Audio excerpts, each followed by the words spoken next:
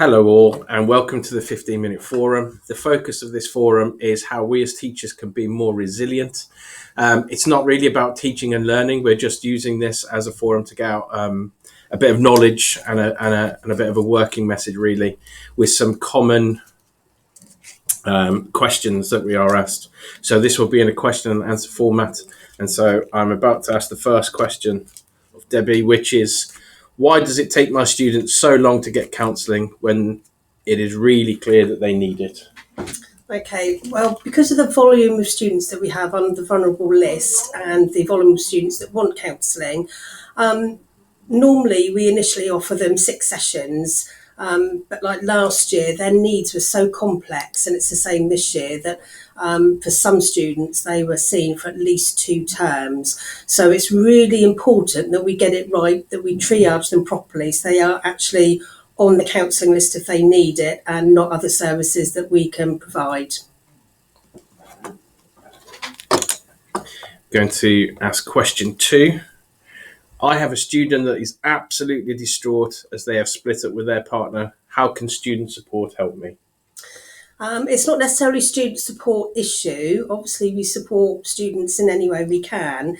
But if they have suffered a breakup with their partner or an argument with their parents, that's just a conversation anyone can have with them. It's not necessarily a student support thing. So they don't necessarily know us, but you as tutors and teachers, they know you more. Just have that conversation with them. We did send out in the packs copies of how to talk to students when they have mental health issues or any other issues. So sometimes just that friendly face, friendly chat can help. If you're really stuck, then obviously please bring them to student support. So the pack that Debbie is referring to is the Little Blue Book of Sunshine, which is not very little.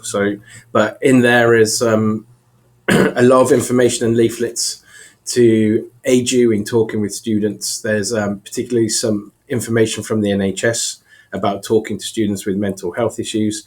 But from our point of view, this really came to a head about 10 days ago when we were unable to actually talk to somebody with a genuine safeguarding issue because myself, Debbie and Sam were all in rooms dealing with students that were crying, but there were no issues at all. They were just crying students. Somebody was having a bad day. Somebody had had an argument with their friend. So we don't necessarily need to be dealing with that. You, as Debbie said, you as teachers and tutors, you know the students better than we do. And your comforting presence would be more useful than bringing them to a random face. Especially as we weren't able to see somebody with a genuine safeguarding issue at that moment in time, which is a concern for us and something, which is at the heart of what we do, is looking after students with genuine safeguarding issues. So one of the messages is don't be afraid of crying students. Question 3. Debbie, I have a student with ADHD who is constantly disrupting my lesson. They are a looked after child. What support can you provide? Okay, so this is in 2 parts. If they're a looked after child, you treat them like you do any other student. We know that they're looked after child, so if there are real issues, then we can support them by contacting their social worker. But they normally like to be under the radar and be treated like all students.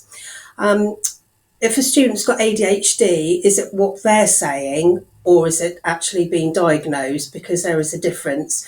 So if they haven't got ADHD but saying they are, then it's a behavioural issue and you would treat them the normal way. But if they have got ADHD and it's actually being put onto the support page of Pro Monitor, then seek support from Support for Learning or student support. But I think there is going to be some training coming out with students with the ADHD and how to manage them. So the main message, the key message there is that you treat those students as individuals, just like you would any other individual in your classroom, and you would accommodate their needs within the classroom. Maybe it's a change of environment. Maybe you have to talk to those students in a slightly different way. But the looked after children at this college have amazing attendance and are doing really, really well.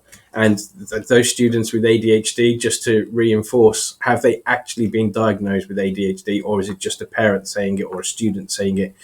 Because that is a completely different matter. This is a very, very complex question. We do realise that, and a very complex situation within your classrooms, but please treat every student as an individual. The key messages that we're trying to promote here is really about you as teachers and tutors. You have the best relationship with those students. You see them on a regular basis. You're able to build that confidence. You're able to build a relationship with them.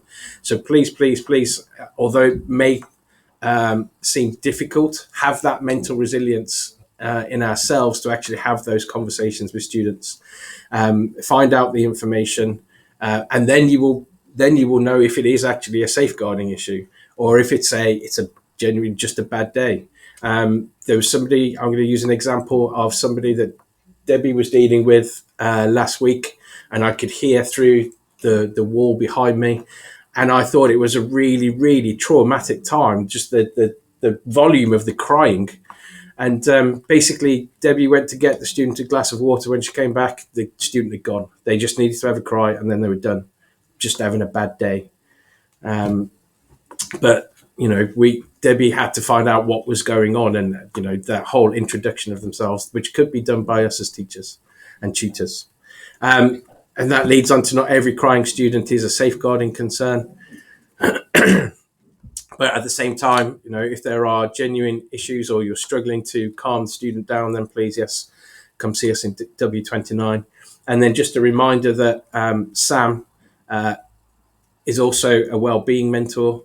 So if there's a need for kind of a chat and some well-being, then Sam is here, and the Wellbeing Hub is open as well. And so that could be for longer ongoing issues. Thank you for your time. We appreciate it. Keep up the good work. Got anything to say, Debbie, at the end? No, that's fine. Just continue to use us. But you do know your students better than we do, so please continue to do the good work you've been doing. Thank you.